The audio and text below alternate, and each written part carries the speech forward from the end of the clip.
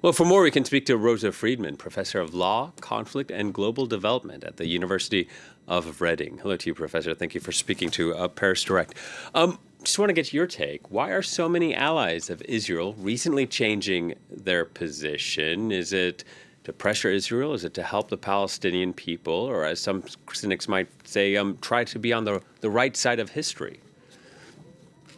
Well, it's clear that within international law, you need to have borders, an effective government, and a stable population, as well as the recognition from other countries that you're a state.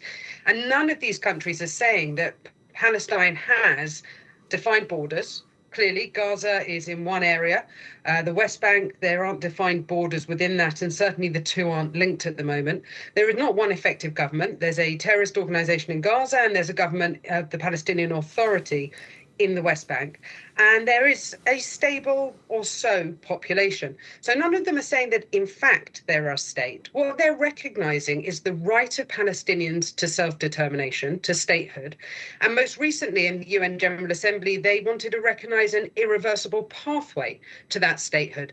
But what we're seeing here are political recognitions to try and push Israel back to the table, to push Israel back to talking about a two-state solution, because the UN has become impotent to take any other action other than this political coercion. Yeah, and will that push Israel back to the table?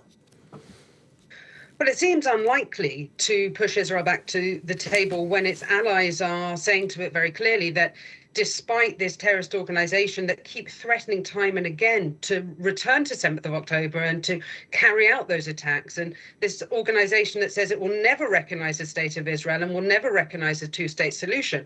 So for Israel, this is really pushing it into a corner where it says, if my allies can't see the existential threat, not only from the border of Gaza, but also in Lebanon, where Hezbollah are rearming and rebuilding again, and also in Syria, where we're seeing an HTS government which has strong links to ISIS. It's more likely to isolate Israel than to bring Israel back into peace talks. But does Israel care if it is isolated? No country within the family of nations, and certainly no democratic state, wants to be isolated. Israel has been isolated within its region ever since its existence. Many countries in the Middle East and in West Asia simply do not recognize the right of Israel to exist. Previously, it's had much stronger ties with all European countries, of course, with the United States, with Canada, but also even with countries like Turkey, Saudi Arabia, UAE. This war has meant that many of those allies have taken a step away, but they've not taken a step so far as to say that they won't trade with Israel, that they don't recognize Israel's right to exist. And this move to recognize the right of Palestinians to statehood, it's correct in international law. The Palestinians do have a right of statehood, but right now they do not have a state. So to recognize a state as existing that's not there is a legal fiction. Okay, well, this week we saw the EU adopt its 19th package of sanctions against Russia over the war in Ukraine.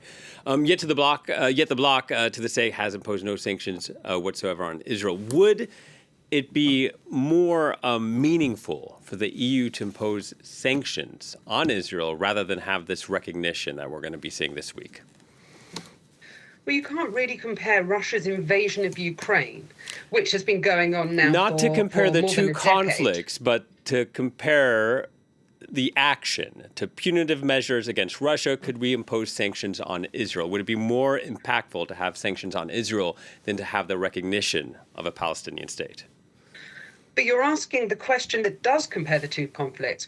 What the sanctions that were placed on Russia was for the unlawful invasion into Ukraine, for the mass atrocities that its soldiers were ordered to carry out in places like Bucha, the mass rapes that it was ordered to carry out. That is much more akin to what Hamas did on the 7th of October. Now, if the EU were to place sanctions on Israel, that would, of course, hurt the Israeli economy. But the Israeli economy is not solely tied to to European Union, and it would also put the European Union and its allies within America and other places at odds with one another.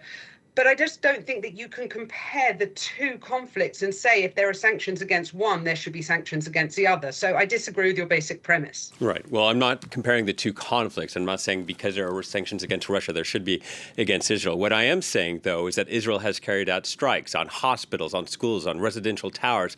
There has been the forced evacuation of residents to flee. There have been safe zones that have been targeted. All of those things are illegal. There have been zero sanctions against Israel. There absolutely must be accountability for war crimes and for atrocities and for the humanitarian catastrophe that is unfolding in Gaza. Just as there must be those same types of sanctions which we've still to see for what happened in Mosul and Raqqa when fighting against ISIS, or for what happened in Iraq, which many of these countries, democratic states, were party to.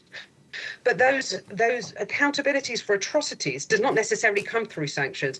Moreover, it seems counterproductive to take a country which is the only democratic state in the Middle East, sanction it, rather than sanctioning those countries around it, including what looks likely to be Turkey at the moment, for carrying out similar attacks.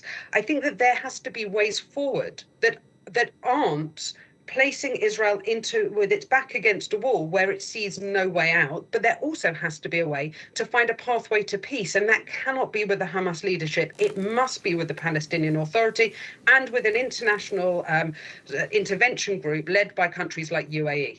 And real quickly, one last question for you. Just what do you think? Do you think this recognition could maybe make things worse on the ground? When Spain, Ireland, and Norway officially recognized a Palestinian state last year, there were some people in the West Bank that felt like they were being punished by Israel with more checkpoints, more police stops, harsher security response. Do you think this might inflame tensions on the ground? The situation in the West Bank is dire and has been for 50 years of settlements and illegal outposts. What these types of political moves do is feed into the far right in Israel, in the settler movement, who say, well, if everyone is going to sanction us and push us into a corner, why shouldn't we establish more and more facts on the ground? And ever since 1967, after the Six-Day War, when Israel nearly created a state of Palestine in the West Bank, and the settlers changed those facts on the ground, moving to places like Hebron, moving to Gush Emunim in order to prevent it. They have fed off the rhetoric that everyone is looking to displace them, and so they're going to flood the West Bank with more people. And this could well backfire. What is meant well in terms of ending the war in Gaza and allowing the 2 million people to rebuild their lives and their homes could well backfire in the West Bank. Professor, thank you very much for your time. Rosa Freedman joining us. Thank you.